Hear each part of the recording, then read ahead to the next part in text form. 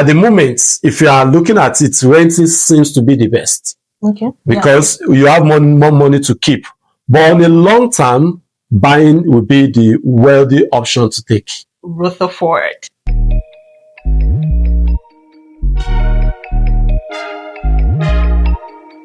Hello, welcome to another episode on Chat with Rutherfohrd. It's Rutherfohrd here, and I trust we are doing really good.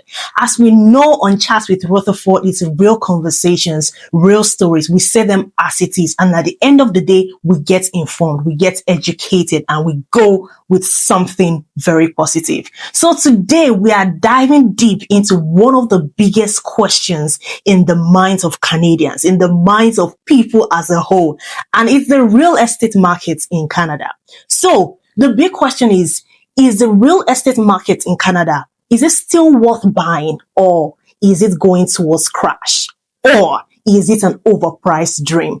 Well, I don't know that, which is why joining me today is a very good friend and a guest. Definitely he's my guest. He's going to be shedding more light because he knows everything at least there is to know about the real estate market, the highs, the lows, what is trending, and he's going to answer that big question for it. So meet my guest. Thank you once again for coming on the show. All right. Thank you. I know you, but the audience, they don't know you. So let's get to meet you. Okay. First of all, I'll say thank you, and then for the opportunity to be on the platform to talk about the real estate landscape here in Canada. By introduction, my name is Dayo Adekoya.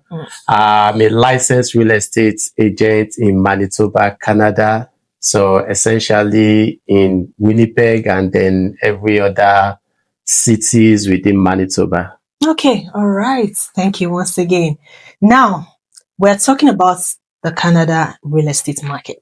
So there's a big question. How is it now, especially 2026 that we're in? Is it still worth buying, or is heading towards crash? Because I know, okay, it's like sales are kind of slow. People are also like chilling. Okay, should I wait? Maybe the price will still come down before I, get a property, or what? What do you have to say regarding that? Well, I wouldn't say Canada real estate market is heading into a crash. And then basically, because if you look at the fundamentals of real estate here, especially in Canada, you talk about immigration, you talk about population growth, and then you also talk about interest rates. Yes. So right now, I would say, looking at immigration, definitely the immigration minister has announced that there was going to be a drop in the temporary residents. So you will be having more of permanent residents, and the drop in temporary residents, basically you have from down to 47% as against what we've been having last year. But of course, on the permanent residents, we have on on yearly basis, about 380,000 that Canadian government is planning to give permanent residents into the country. So yeah, having said that, I will say right now the market is kind of rebalancing itself. So it's not heading towards a crash, it's rebalancing. Canadian real estate has been more of, shortage of supply, and then you have low inventory, especially in cities like Winnipeg. And then also by virtue of that, in Toronto, you have prices of houses definitely coming down. Then you have places like Calgary, where Calgary, Edmonton, Winnipeg, and Manitoba, where the prices of houses are definitely going up. So I would say it's not heading towards a crash, but rather it's kind of just rebalancing itself. Even though, yes, there have been limitations, there have been restrictions in the immigration status and all of that. But looking at the trend, looking at the housing market in general, I would say it's rebalancing. Okay, so that means we can say those that are on the waiting side that, okay, let me wait if the price will still come down or something. They are, should I say safe, or how would I put it? Well, I wouldn't advise, and I wouldn't say it's you should wait. Basically, what we advise is you should work with your plan, and then definitely there is no best time to buy a property in Canada. So we always say in the real estate that the best time to buy is yesterday, and then the other best time is today. So, Yeah. and then because of course you don't know what will happen tomorrow. So what you should be looking at is what's your affordability. So you want to look at what can you afford in terms of buying properties, buying either townhouse, or we have different type of houses in Canada. So mostly you want to look at what your affordability is. Okay. And then you also want to look at, in terms of, are you staying long term or short term? So because that's what determines if you should be renting or you should buy.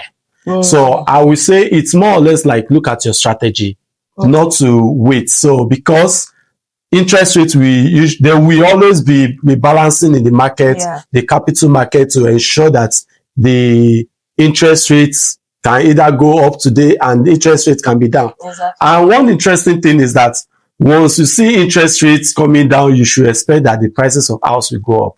So because there will always be that opportunity to balance what is happening within the housing markets. Okay, so what I picked here now is more of like the rebalancing of things, basically. That's what we can say. Okay, now there are follow-up questions with all that you said. First of all, how is the interest rate now? Yeah, before we come to like renting or buying, which one is smarter? So how is the interest rate now in Canada? Well, so talking about interest rates, you have to think about if you are going on fixed rates or you are going on variable rates. So we will say, depending on which of the bank or which of the lenders you're talking about, but averagely you should be looking at between 3.90, 4.05 interest rates on a fixed 3 years or 4 years 4 years plan. Okay. But again, if you're talking about variable, and then of course, which also comes with prime rates, but variable as at the last time that the Bank of Canada announced the interest rate, it was actually maintained at 2.5. But again, people hear 2.5, but one thing you have to consider is there is also prime rates that is added to that 2.5, and that is dependent on what your lender is offering you. Oh, wow. Okay. All right. Now let's come to the renting and buying. As an expert, which do you think is smarter, renting or buying? Okay, so I would say in terms of being smart, right? Because sure, we're talking of, in terms of like also the rates, maintenance, and what would you say about that? So renting can definitely seem like a smart move actually. If especially when you are looking at the money in your pocket, ability to keep more money in your account, and then you are staying for a short time. So, but again, I wouldn't advise and say, okay, if you are planning to stay for a long time and then you are ready, because the main thing is your readiness. Okay. So, in the sense that at the moment, if you are looking at it, renting seems to be the best. Okay. Because you have more money to keep. But on a long term, buying would be the wealthy option to take.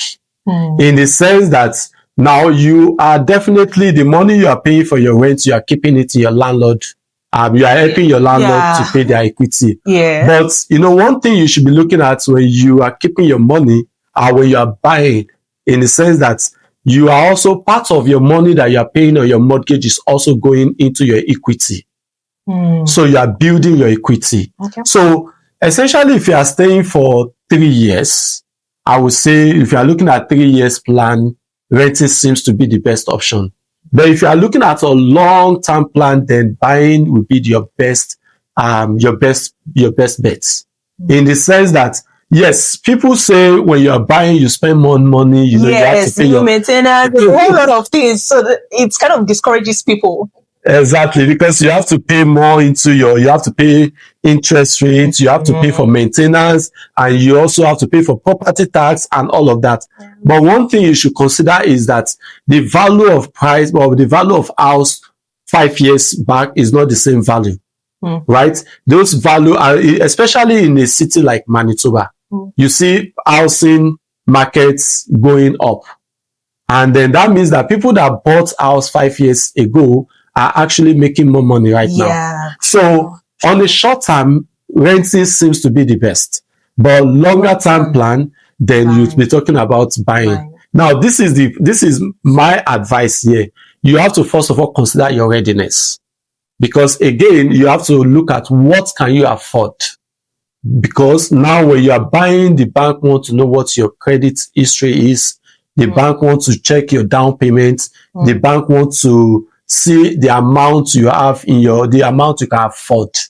So it is not, I wouldn't say, okay, go for renting, or I wouldn't say go for buying, but mostly I will advise and say, look at your readiness. Okay. Look at your readiness.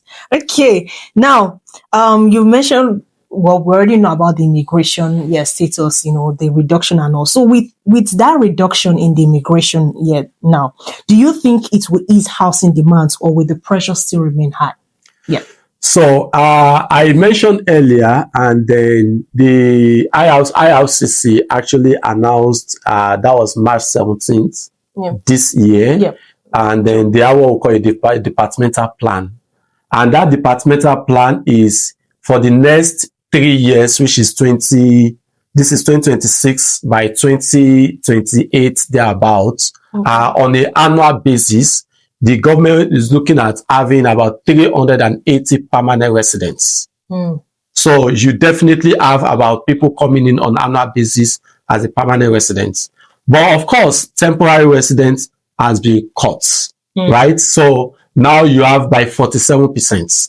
So now what happened in that scenario is that you have people who are coming in that has to be permanent resident, definitely that will have to buy property, that will come in 2 years. You see from statistics, you notice that people that come in 2 years, 3 years, they buy their first property. Yeah. So now, talking about like immigration, has always, Canada housing market has always been with shortage of supply. Yeah. So the house market itself is, we don't have much inventory, I would say.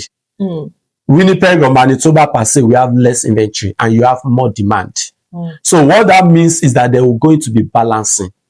It's not just going to be easing out, it's going to be balancing. So the government is trying to balance the markets. So they are trying to see a way to see, okay, let's look at the number of the population of people we have in the country, and then we can cater for them in terms of accommodation. Okay. So I will not say it's, like you mentioned earlier, I will not say it's going to crash, but rather I will say it's more like balancing and trying to see a way to balance and to make sure that because when you have less supply and then you have more demand, definitely what happens is that the price go up. So this is where we round off episode 1, and when we come back in episode 2, we'll be talking about the mistakes newcomers make when trying to get a property in Canada.